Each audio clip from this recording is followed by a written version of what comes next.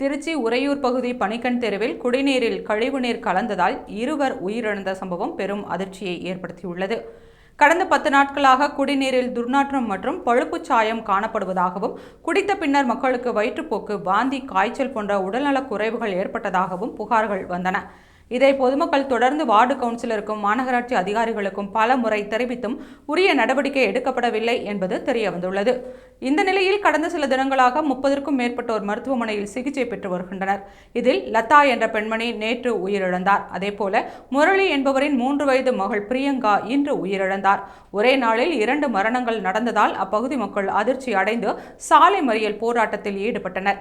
100க்கும் மேற்பட்டோர் கலந்து கொண்டதால் அசம்பாவிதங்களை தடுக்க போலீசார் விரைந்து வந்து பாதுகாப்பு பணியில் ஈடுபட்டனர். சம்பவம் குறித்து கூறிய பொதுமக்கள், பணிக்கண் தெருவில் பல ஆண்டுகளாக பாதாள சாக்கடை முறையாக பராமரிக்கப்படவில்லை. சாக்கடை நிரம்பி வழியும் நிலை உள்ளதால் குடிநீர் குழாய்களில் கழிவுநீர் புகுந்து விடுகிறது.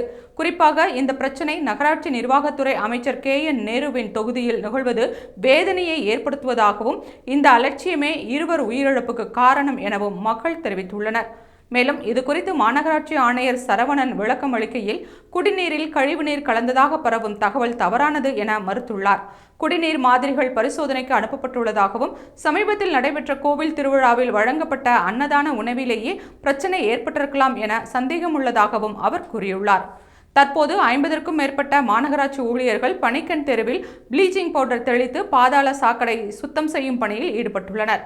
சாக்கடை முழுமையாக நிரம்பியதால் சுகாதார பணிகள் மெதுவாக நடைபெற்று வருகின்றன.